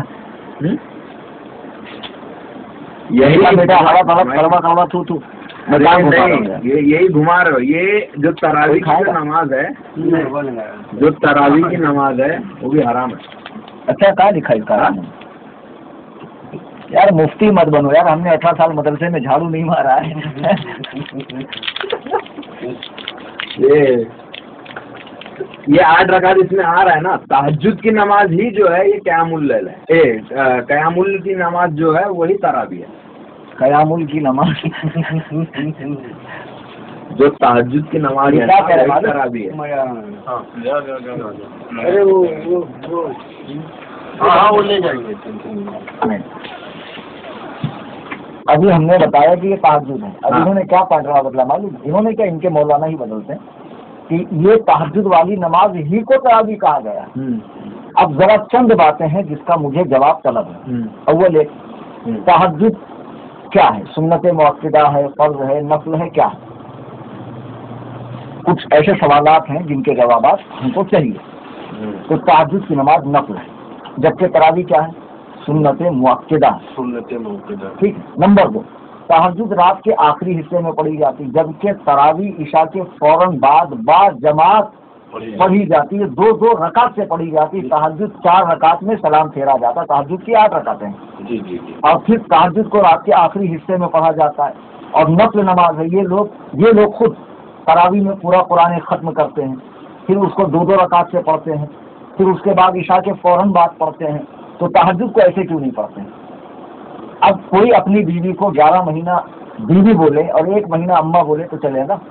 جس نماز کا نام 11 مہینہ تہجد تھا، اچانک اس کا نام تراویح کیسے ہو گئے؟ اس سے قیاس کرنا ثابت کرو نا. مجھے 20 رکعت کا بتائیے. میں 20 رکعت کی الحمدللہ آپ کو واٹس ایپ پہ ایک نہیں 85 دلیل دوں گا. میری خود کتاب ہے اس پر. میں آپ کو ویب سائٹ بتاتا ہوں، آپ وزٹ کرو. فون میں آپ کو ڈال کے دیتا ہوں، اس کو ٹک مار کر. ویسے مطلب پیج ہے نا ویب سائٹ کا، گوگل میں سرچ کر کے بتاتا ہوں. سنی جمیعت علماء میری کتاب ہی ہے اس پر، رکعت تراویح کا محقق خانہ جائے گا. اس میں یہ ساری حدیثوں پر میں نے بحث کی. اور ابن خزیمہ والی حدیث جو آپ آگے پیش کرنے والے ہو نا، کون سی ابن خزیمہ؟ اور اس میں نہیں ہوگی تو صحیح ابن خزیمہ کی ایک حدیث ہے جو پیش کی جاتی ہے. اس میں ہے بخاری مسلم سے. ہاں، تو ابن خزیمہ والی بخاری مسلم سے تو تراویح ثابت ہی نہیں ہے. 8 رکعت تراویح تہجد کی نماز ہی ہے. اور 8 رکعت سے زیادہ نبی نہیں پڑھتے تھے، کبھی نہیں پڑھے تھے. سنت موقع انہوں نے نبی نے اپنے ٹائم میں 3 بار میں کیا کہہ رہا ہوں، تہجد کی نماز جو ہے اٹھ کے جماعت سے پڑھانے، مطلب پڑھائے. خالی انہوں نے یہ سوچ کے چھوڑ دیے اس کو کہ یہ کہیں عمر تو نہ ہو. ہاں، وہ مسئلہ اس میں اختلاف. پھر عمر رضی اللہ تعالیٰ انہوں نے اس چیز کو مطلب ایک، اب نبی تو گئے، مطلب نبی تشریف ہاں لے گئے. تو اب فرض ہونے کا تو ختم ہو گیا. تب عمر رضی اللہ تعالیٰ انہوں نے اس نماز کو رمضان کے مہینے میں نبی کی ایک سنت پکڑ کے اس کو کتنی رکعت پڑھوائے؟ ہاں کتنی رکعت پڑھوائے؟ وہ 20 رکعت پڑھا ہے. تو پھر وہ 20 رکعت انہوں نے غلط کیا کہ صحیح کیا؟ نبی وہ 20 رکعت عمر نے پڑھائے. تو اور آج عمر کا فیصلہ نہیں مانو. عمر کا فیصلہ کیوں نہیں مانیں گے؟ مانیں گے نا. نہیں پڑھتے 20 رکعت کیوں نہیں پڑھتے؟ نبی کی سنت جاری ہے نا. خود کہہ رہے ہیں. دیکھو ایسا ہے، سنو سنت کی تعریف میں آپ کو بتاتا ہوں مختصر، پھر آگے آپ بحث کرنا. ایک ہے سنت اور ایک ہے سنت قائمہ. رسول اللہ صلی اللہ علیہ وسلم نے جو کچھ کیا نا وہ امت پر کرنا فرض نہیں. ہر بات سرکار نے 11 شادیاں کی، یہ سنت تو ہے لیکن سنت قائمہ نہیں، یعنی آگے نہیں چلی. ٹھیک ہے نا. سرکار کو خود تہجد فرض تھی، امت پر فرض نہیں ہے. ہم آپ کلمہ پڑھتے ہیں لا الہ الا اللہ محمد رسول اللہ، حضور پڑھتے تھے لا الہ الا اللہ انی رسول اللہ. اصل میں کیا ہے؟ نبی نے فرمایا علیکم بسنتی و سنت الخلفاء الراشدین المہدیین، تم پر لازم ہے کہ میری سنت اور میرے صحابہ کی سنت پر چلو. سرکار دو عالم صلی اللہ علیہ وسلم نے جو کچھ کیا اس کے دیکھنے والے صحابہ ہیں، ہم آپ تو ہیں نہیں. صحابہ سے روایتیں ہو کر حدیثیں کتاب کے اندر آئی ہیں. اب مثال کے طور پہ ابو داؤد شریف کی ایک حدیث ہے ان صاحب بن یزید قال كان يؤذن بين يديه رسول الله صلی اللہ علیہ وسلم اذا جلس على المنبر يوم الجمعه على باب المسجد. ابی بکر و عمر. اس حدیث سے کیا سمجھ میں آیا کہ حضرت سعید بن یزید کہتے ہیں کہ رسول اللہ صلی اللہ علیہ وسلم اور ابو بکر و عمر کے زمانے میں اذان جو ہے نا وہ مسجد کے گیٹ پر ہوتی تھی. جب عمل نبی نے کیا اگر اس کو صحابہ نے بھی کیا تو اس کا مطلب یہ ہے کہ وہ سنت قائمہ ہے، باقی رہنے والی سنت ہے. سرکار نے وضو کے بعد بیوی کو بوسہ لیا، صحابہ نے نہیں لیا. سرکار نے وضو میں کلی کیا، صحابہ نے بھی کیا، پوری امت کرتی، یہ بھی کرتے ہیں، ہم بھی کرتے ہیں. یہ سنت قائمہ ہے. تو اسی طریقے سے حضرت عمر فاروق نے جب 20 رکعت تراویح پڑھائی انہوں نے ایکسیپٹ کیا. حضرت عمر کون ہے جس کے بارے میں نبی فرماتے کہ عمر کو دیکھ کر شیطان اپنا راستہ بدل لیتا ہے. اور حضرت عمر سے اللہ تعالیٰ نے قرآن میں 21 جگہوں پر موافقت کی ہے. سرکار کے زمانے میں حضرت عمر نے کہا کہ یا رسول اللہ اپنے بیویوں کو پردہ کرائیے. حضرت عمر نے کہا، ان کے الفاظ میں قرآن اترا، ان کے الفاظ میں. نبی صلی اللہ علیہ وسلم سے لوگ جب بھی آ کے بات کرتے حضرت عمر نے کہا یا رسول اللہ بات کرنے والوں پر کچھ صدقہ رکھیے. انہی کے الفاظ میں قرآن اترا. ایک منافق کو قتل کیا، پھر انہوں نے کہا یا رسول اللہ وہ کیسے مسلمان جو آپ کا فیصلہ نہ مانے. اسی کے مطابق قرآن کی آیت اتری. 21 جگہوں پر اللہ تعالیٰ نے حضرت عمر سے موافقت کی. حضرت عمر نے 20 رکعت تراویح پڑھائی. صحابہ کو چاہیے تھا عمر یہ کون سی نئی بدعت آپ جاری کر رہے ہیں. اس زمانے سے آج تک حرم کعبہ میں بھی 20 رکعت تراویح ہوتی ہے. کیا پوری امت غلط ہے؟ اور پہلی بات کوئی مائی کا علاج اس سے تراویح ثابت کر دے. لفظ تراویح کی تعریف اگر کریں گے نا تو پسینے نیچے کے اوپر چلے جائیں گے. جیسے انہوں نے مجھ سے کہا نا کہ علم غیب کی آپ تعریف کرو، انہوں نے صحیح سوال کیا. پڑھا لکھا آدمی ایسی سوال کرتا ہے. پہلے تعریف ہوتی ہے لغت سے. ہر زبان کی ایک لغت ہوتی ہے. لغت کسی کی جاگیر نہیں ہوتی، بریلوی سنی دیوبندی نہیں ہوتی. لغت ہوتی ہے. لغت میں تراویح کہتے ہیں 4 رکعت کے بعد بیٹھ کر آرام کرنے کو. عربی زبان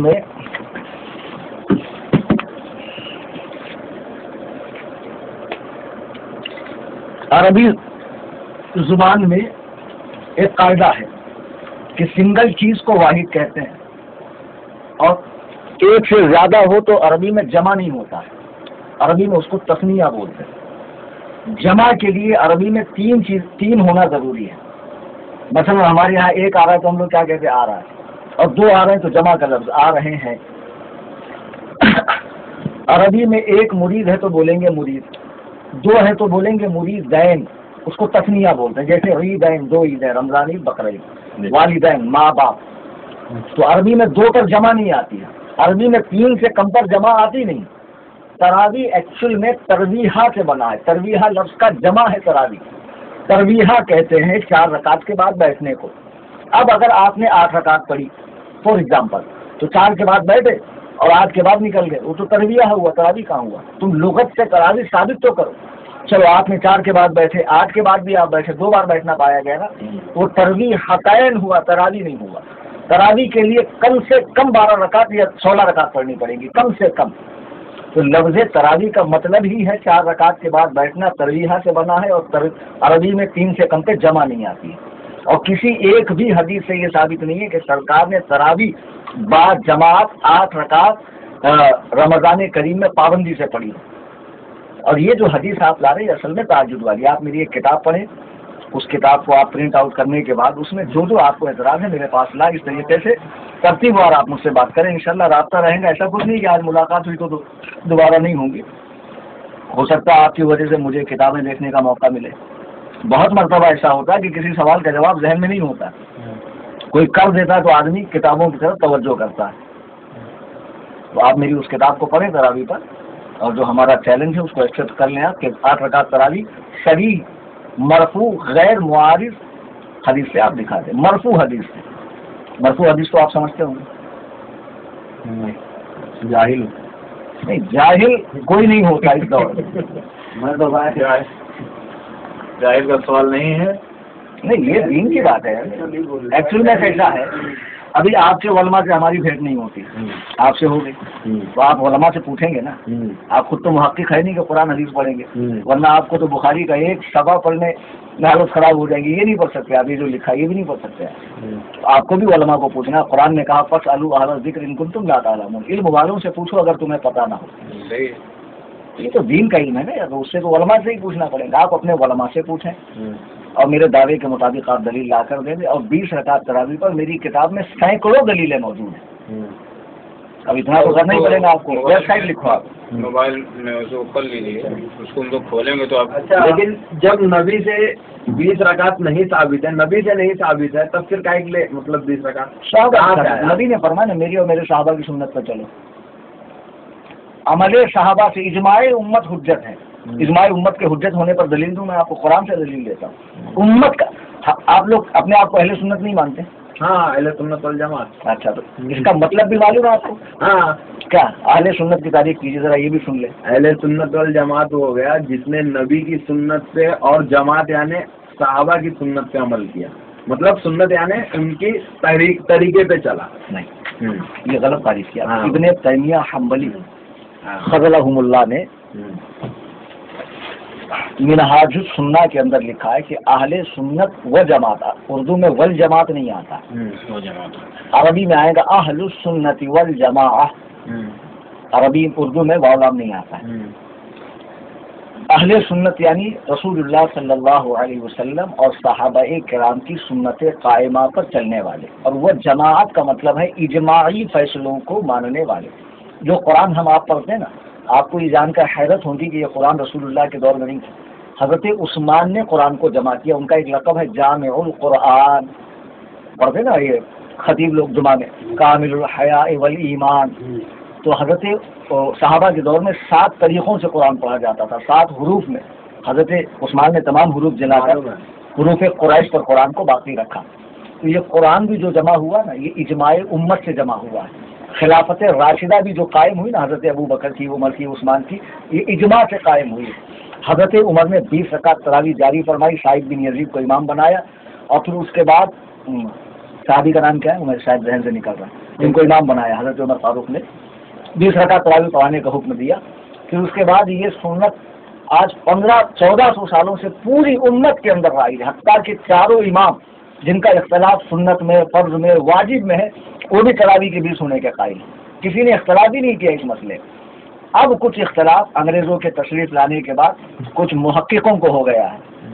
تو ان محققوں سے ہمارا مطالبہ ہے کہ صراحت کے ساتھ میں تراویح کے ساتھ 8 رکعت کا لفظ دکھا دیں. الحمدللہ ہم بھی اس پر عمل کریں گے. کیا بری بات ہے, ثابت ہونا چاہیے. ٹھیک ہے, آپ کا نام قمر الدین ہے, اور بھی کچھ نک نیم ہے آپ کا؟ نہیں. اچھا ٹھیک ہے. ہے نا اس میں جیسے تم نے بولے نا تراویح 20 رکعت کے ساتھ میں دکھا دو, اس میں تم مسافے کا ورڈ دکھا دو خالی. میں مسافے کا بھی ورڈ دکھاؤں گا, اور آپ کو 1 ہاتھ کا ورڈ دکھانا. ہاں, آپ کو 1 ہاتھ کا ورڈ دکھانا. اس میں تم مسافے کا ورڈ دکھا دو, جو میں کیا کرتے ہو اس کی وہ حدیث ہے. ہاں بالکل دکھائیں گے. ریکارڈ کرو, ریکارڈ تم کو گھر پہ بول کے. ویسے تو میں نے مسافہ ہی نہیں کرنا تھا, آپ سے پہلے یہ بھی بتا دوں. بتا دے تو میں بھی نہیں ہاتھ بڑھاتا بھائی. پہلے معلوم ہوتا نا تو میں بھی نہیں ہاتھ بڑھاتا نا. نہیں, آپ نے ہاتھ بڑھایا نہیں تھا, میں نے خالی پوچھا آپ سے. آپ تو سلام کر کے نکل رہے تھے. ہم تو ہاتھ بڑھا بھی دیے تھے. کتاب چینج کر دی, عورتیں آئی ہوئی تھی.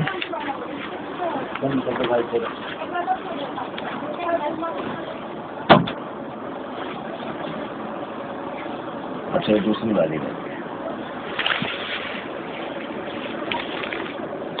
ہاں دوسری والی دیکھیے.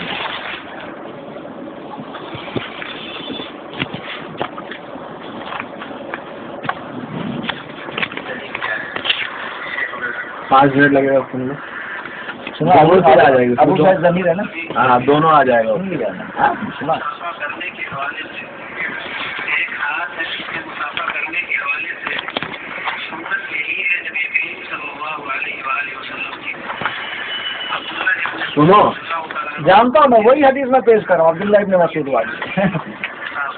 تم غیر عالم کا بیان عالم کو کیا سنا رہے ہو یار؟ وہ غیر عالم ہے. وہ میں نے کہا کسی عالم سے پوچھو. آپ کی جماعت میں علماء کی کمی نہیں ہے. مطلب وہ غیر عالم ہو گئے. کون؟ ابو زید ضمیر غیر عالم ہے. اس کا کام یہ تھوڑی ہے ڈاکٹر ذاکر اور وہ فیض ایڈوکیٹ وغیرہ یہ سب کے عالم ہیں. عمران بردر وغیرہ.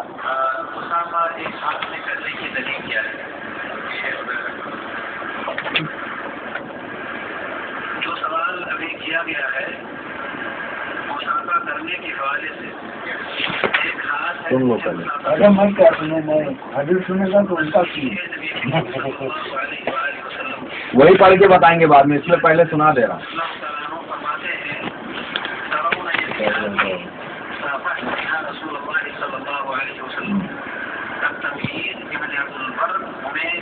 صحیح سند کے ساتھ میں یہ روایت ذکر ہے. اس روایت کا مفہوم یہ ہے کہ میرے کتاب الاستئذان ہے اس میں. کتاب الدعوت کتاب الاستئذان میں ہے تو سلام کے تعلق سے. اب دیکھیے باب المصافحہ 229. لوگوں کا کہنا یہ ہے کہ دونوں ہاتھوں سے مسافہ کرنا چاہیے. آپ یقین مانیں کہ آج کی تاریخ تک مسافہ کے حوالے سے لوگوں کے پاس ایک بھی ہاں 929 ہے نا. جس کو صحیح یا ضعیف کہہ سکیں, صحیح یا ضعیف کہہ سکیں. اور وہ دونوں اچھا اس کو بند کرو آپ اپنے منہ سے بولو. میں نے یہاں کھول لیا. سلام کرتے وقت اس کو سن لو نا, اس میں دونوں سائڈ کا ہے, پھر بعد میں پڑھو نا. مجھے اس کو سننے کی آپ کو نہیں ضرورت ہے, میرے ڈیڈی کو ضرورت ہے. یہاں پر میں صراحت کے ساتھ میں 2 ہاتھ سے مسافہ اور 1 ہاتھ سے کوئی دلیل موجود ہی نہیں ہے یہ بتا رہا ہوں. آپ وہ لمبے چوڑے بیان سناؤ گے, میرے پاس بھی بیانات موجود ہیں. اچھا بتاؤ 929. انہوں نے ایک دلیل دی. ابو زید ضمیر تھے نا. نہیں یہ شیخ عبید الرحمان مدنی. شیخ عبید الرحمان مدنی صاحب نے ایک دلیل دی کہ حضرت عبداللہ ابن مسعود نے رسول اللہ صلی اللہ علیہ وسلم سے مسافہ کیا. تو اس وقت سرکار دو عالم صلی اللہ علیہ وسلم نے 1 ہاتھ سے مسافہ کیا. یہ دلیل دی نہیں نا.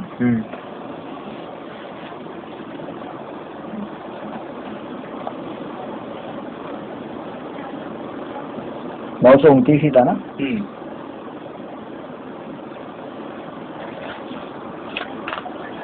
صفحہ 929 تھا یا کیا 929 تھا؟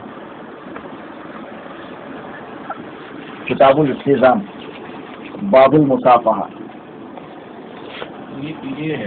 صفحہ ہی ہے 926 ہے نا. ہاں 926 کہاں ڈھونڈوا رہے ہو یار آپ؟ یہ دیکھیں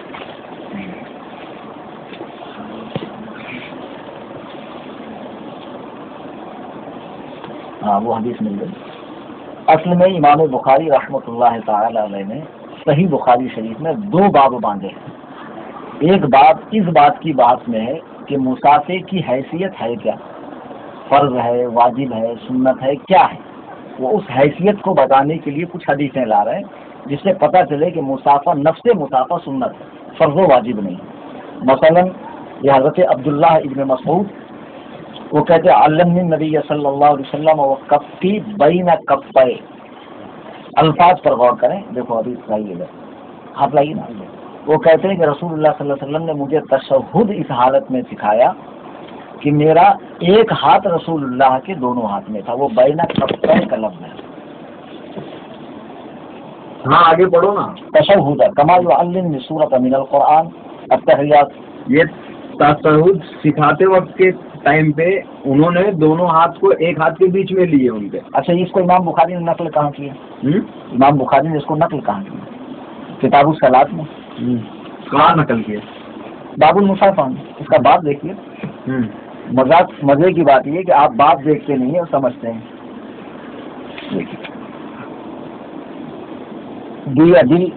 बिल-यमीन, दोनों हत्ता साफा, मुसाफा करने का बयान। मुसाफे के बयान में वो कहते हैं कि रसूलुल्लाह सल्लल्लाहु अलैहि वसल्लम के दोनों हाथ थे। अब मसलन हजरत अब्दुल्लाह बिन मसूद कह रहे हैं कि मेरा एक हाथ रसूलुल्लाह के दोनों हाथ में था, यानी अगर इन्होंने एक हाथ से मुसाफा किया तो सरकार ने कितने हाथों से किया? 2 हाथ। तो जब नबी और सहाबी की सुन्नत का मुकाबला हो तो नबी की सुन्नत मुकद्दम है, सहाबी की मुअख्खर है। अच्छा, मजे की बात है कि वो ये नहीं कह रहे कि मेरा एक ही हाथ नबी के हाथ में था। असल में वो ये बताना चाह रहे हैं, मिसाल के तौर पर मुसाफा कीजिए कि मेरा ये सीधा हाथ इतना खुश नसीब था कि इसे नबी के दोनों हाथ लग गए, ये दूसरे वाले हाथ को 2 हाथ नहीं लगे। सरकार दो आलम सल्लल्लाहु अलैहि वसल्लम के दोनों हाथ मेरे एक हाथ को लग गए। वो अपने इस हाथ की खुश नसीबी का जिक्र कर रहे हैं और सराहत के साथ हदीस में लफ्ज़ है बैना कफ़ै, नबी के दोनों हाथ मेरे हाथ में थे। 2 हाथ से मुसाफा तो नबी से साबित है। अब आप इसी तरीके से सरीह हदीस डोंट कयास मुझे लाकर पेश कर रहे हैं जिसमें रसूलुल्लाह सल्लल्लाहु अलैहि वसल्लम ने एक हाथ से मुसाफा किया। और फिर इतना ही नहीं कि इमाम बुखारी ये लिखने के बाद चुप बैठते हैं। मजे की बात क्या है, थोड़ा सा बोलते हैं,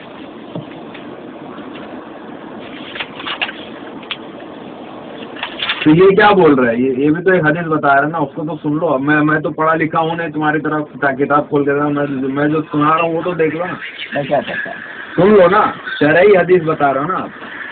वो सब नहीं सुनते हम लोग किताब देखते हैं, किताब से बात करते हैं। वो मैं सब क्यों सुनूं? उसमें बुखारी का हवाला, जब बुखारी की मैं हदीस दिखा रहा हूँ आपको 2 हाथ से मुसाफा। आपको सुनने में क्या जा रहा है? 5 मिनट मैं क्यों सुनूं? मेरे पास आप मत सुनो, मैं मेरे डैडी को सुनाऊंगा ना। आप दादी को घर पे सुना देना, जब दूसरा का बात करेंगे ना। अरे आगे कुछ बात कर रहा था, वहाँ जाने के बाद ना फिर आप बोलोगे, मानोगे नहीं।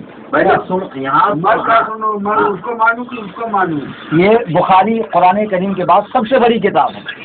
अब जब हमारा मसला बुखारी से साबित हो रहा है, हमारा मसला, तो आप बुखारी की बात नहीं मानेंगे, अबू ज़ैद ज़मीर की सुन रहे। अबू ज़ैद ज़मीर कौन है? बुखारी का। बुखारी से सुन, तो वो बुखारी का मसला बता रहा है। तो बुखारी तो मैं ही बता रहा हूँ, इसमें आगे मसला बता रहे हैं। पहले आप भी बताइए, पहले यहाँ पे भी तो सुन। वो वही हदीस बता रहे हैं, ये भी। अच्छा, ये आगे बता रहे हैं।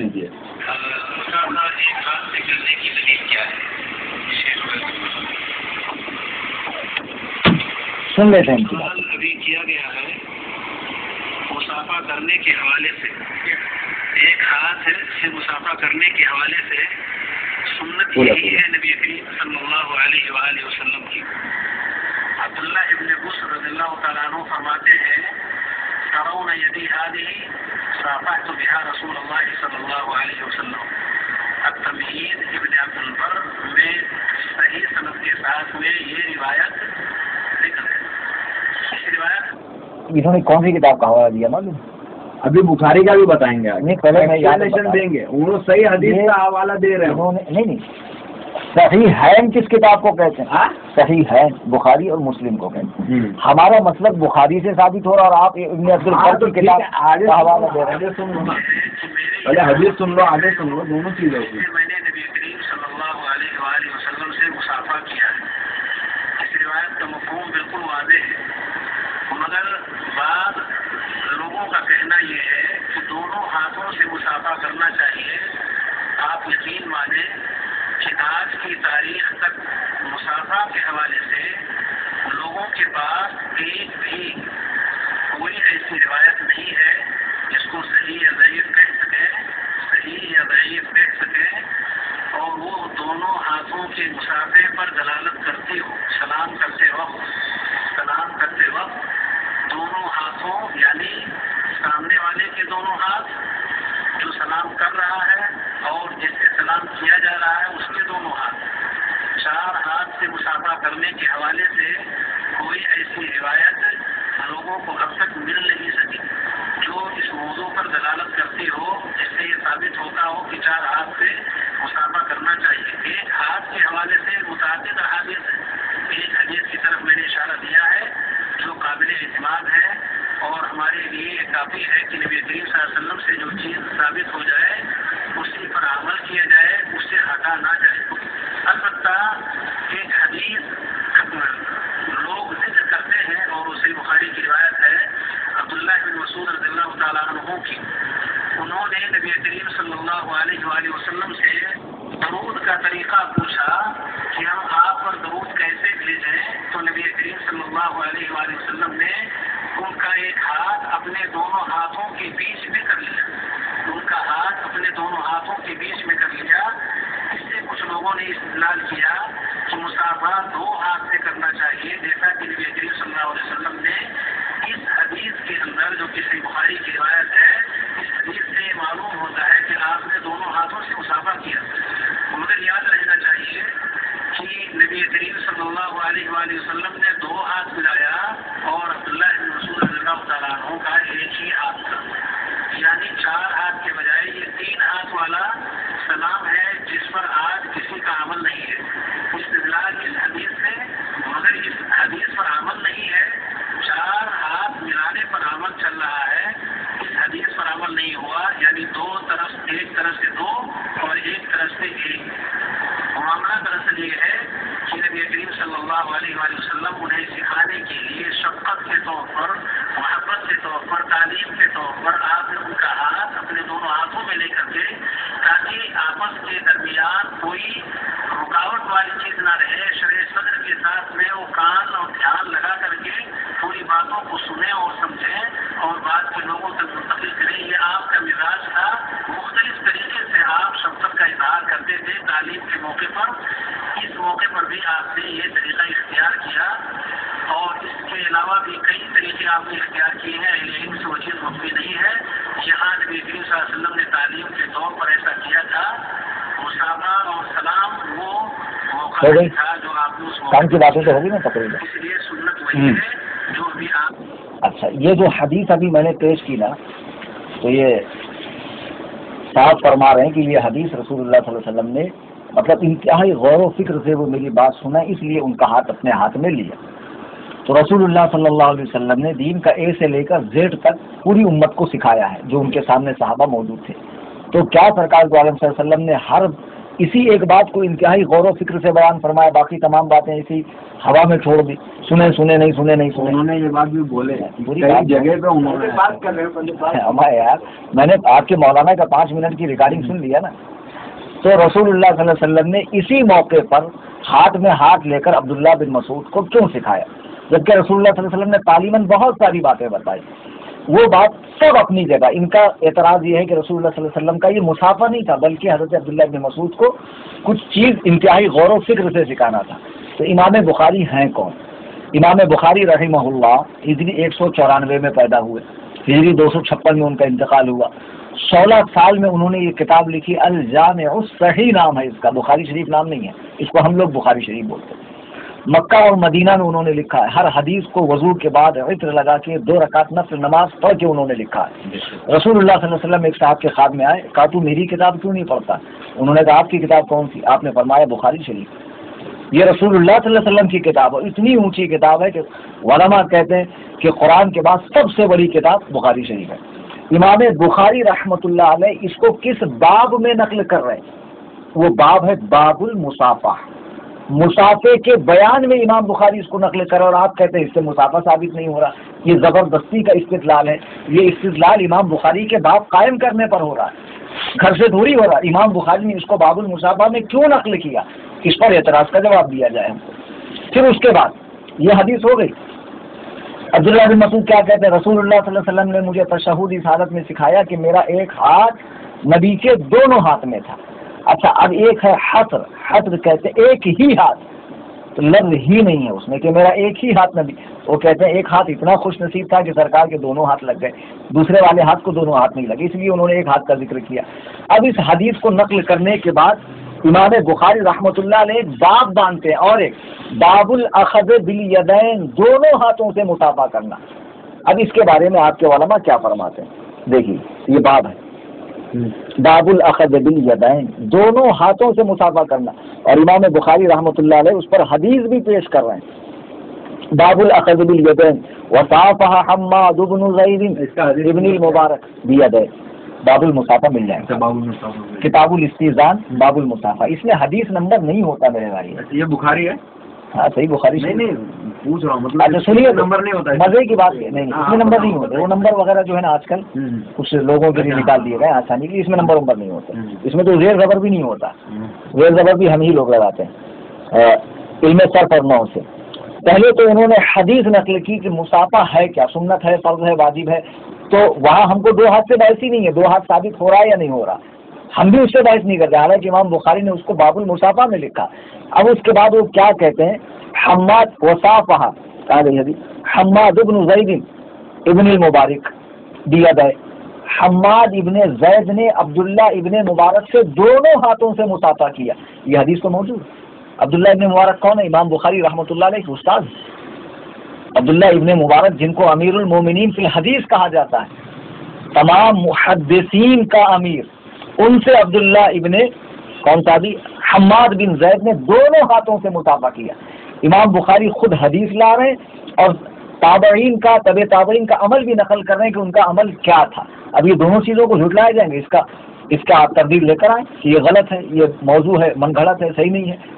تابعین کو بھی مسئلہ نہیں معلوم تھا کہ ایک ہاتھ سے مصافحہ کرنا چاہیے اور ایک ہاتھ سے ہی مصافحہ ہونا چاہیے، اس کی دلیل لے کر آئیں۔ اور آگے کیا کرنا، ایک ہاتھ سے مصافحہ کی دلیل بتائیں، تو جب بخاری میں موجود ہے ہم اس میں کیوں مان لیں؟ بخاری سے دکھائیں ہم کو، آپ تو ہم سے بخاری سے ہاتھ اتنا لاؤ، بخاری میں لاؤ، مسلم میں لاؤ، اور ہم نے بخاری دکھا دی تو آپ دوسری کتاب سے لا رہے ہیں۔ کون سی کتاب کا حوالہ دیا انہوں نے معلوم ہے آپ کو؟ ابن عبدالبر مالکی کی کتاب کا حوالہ دیا انہوں نے، الانتقاء کا۔ تو الانتقاء کا اور بخاری کا کیا مقابلہ ہے؟ حدیث تو صحیح سند سے ثابت ہے نا، کہ جب ہم ثابت کرتے ہیں کہتے ہیں نہیں صحیح ہے ان میں لاؤ، میلاد کی حدیث، قیام تعظیمی کی حدیث، آراس اولیاء اللہ کی حدیث، تو اس موقع پہ ہم سے کیا مطالبہ ہوتا؟ صحیح ستہ حدیث کی 6 صحیح کتاب، اس میں سے دکھاؤ تو صحیح ہے ان میں، بخاری مسلم میں دکھاؤ، اس میں بھی دکھاؤ تو بخاری میں دکھاؤ، پھر بخاری یہ تو میں پوچھوں گا، ایسی بات نہیں ہے، لیکن ہاں اس کا جواب لے کر آئیے، پوچھتا ہوں۔ ٹھیک ہے؟ یہ نشست برخاست کی جائے اور آپ ایک ہاتھ سے مصافحہ 8 رکعت کرا دی، اور جو اللہ تعالی نبی کو چھپی ہوئی باتیں بتائی اس کو غیب نہیں کہا جاتا، اس کے تعلق سے آپ لے کر آ